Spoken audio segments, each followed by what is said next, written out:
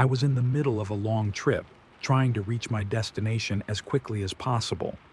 After over 8 hours of driving, I decided to stop at a budget motel on the side of the road. It was the kind of place that seemed cheap and functional, perfect for resting and continuing the journey the next morning. The room was small, with a faint musty smell, but I didn't care. I locked the door, threw my backpack in the corner, and collapsed onto the bed. I was exhausted but couldn't fall asleep right away.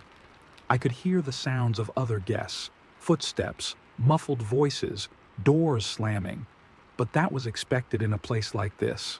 I was just starting to drift off when I heard the first knock on the door. It was short and sharp, 3 quick knocks. My heart jumped because the sound felt much louder than it should have been, considering the quiet hallway. Slowly, I got up and walked to the door, peeking through the peephole. But there was no one there. The hallway was empty, lit by a flickering yellow light. I waited for a moment, staring, but nothing. I went back to bed, trying to ignore it. Maybe it was someone knocking on the wrong door, I thought. But as soon as I lay down again, the knocks came back, exactly the same. 3 quick knocks. By now, my adrenaline was spiking. This time, I got up faster. I went to the door, peeking through the peephole again. And once more, there was no one there. The hallway remained empty, but now it felt even stranger. I stood there, trying to listen for anything. Footsteps, voices, something to explain what was happening. But everything was completely silent. I decided to crack the door open, just to check. The hallway seemed longer and emptier than before, and that flickering light at the far end only made it more unsettling. I quickly shut the door, locking the chain, and went back to the bed.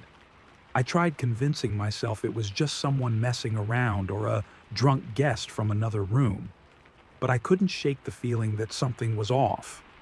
A little while later, I heard the knocking again, but this time it was spaced out, almost as if someone was testing me. I grabbed my phone, ready to use the flashlight if needed. The peephole still showed the same empty hallway. That's when I noticed something that made my stomach drop. A faint shadow moving across the floor under the crack of the door. It looked like someone was standing just outside, completely still, waiting. I backed away slowly, trying to steady my breathing, but my heart was pounding.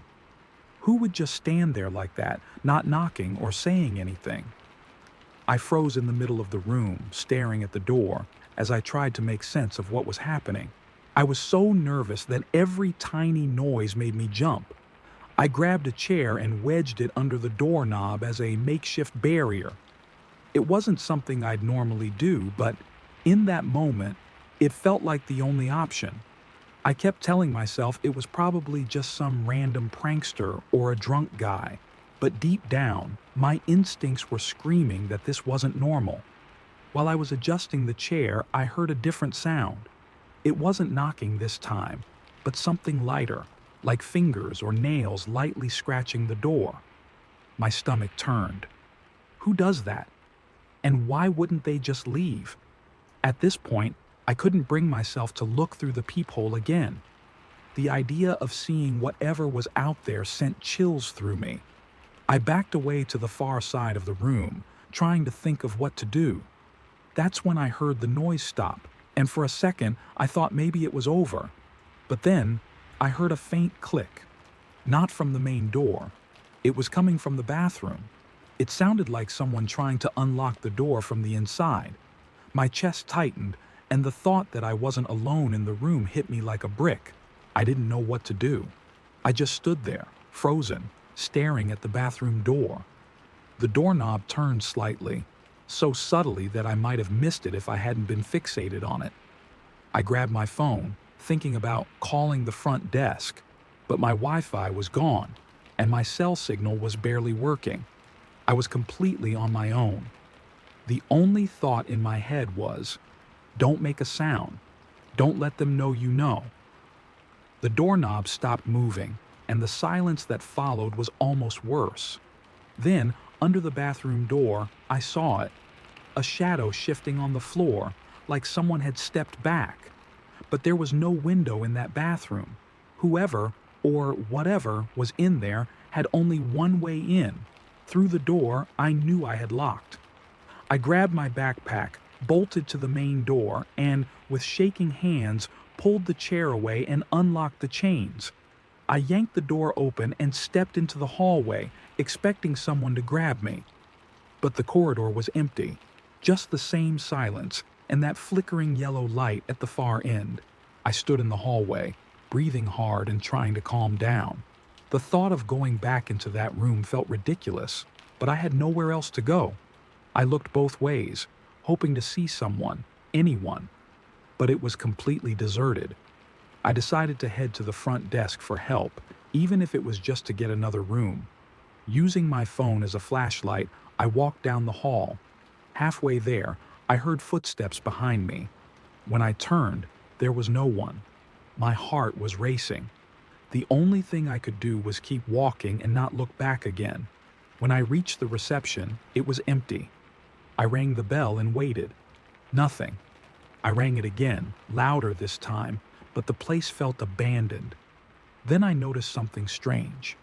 Dark marks on the walls, like scratches or stains that I hadn't seen when I checked in. I leaned over the counter to look for someone, but there was no sign of life. Suddenly, I heard a loud click behind me, like a heavy door shutting. I turned slowly, and the hallway leading to the rooms was pitch black. The lights had gone out completely. At that point, something inside me screamed to get out. I headed for the main entrance, but the room seemed to stretch, like the space around me was shifting. The glass door, which had been so close before, now seemed miles away. My breathing grew ragged, and every step felt heavier, as if the floor was pulling me down. Then I heard the scratching again, low and steady, like nails sliding against concrete. I didn't know if I was imagining it, but I knew I had to keep moving. When I finally reached the door, it wouldn't open. I pulled and yanked, but it was locked, even though there was no key or latch.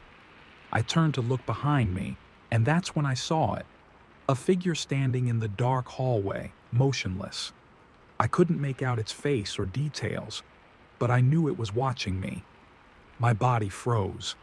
I turned back to the door, banging and screaming for help, but nothing happened. The figure didn't move, just stood there, watching. I didn't know what else to do.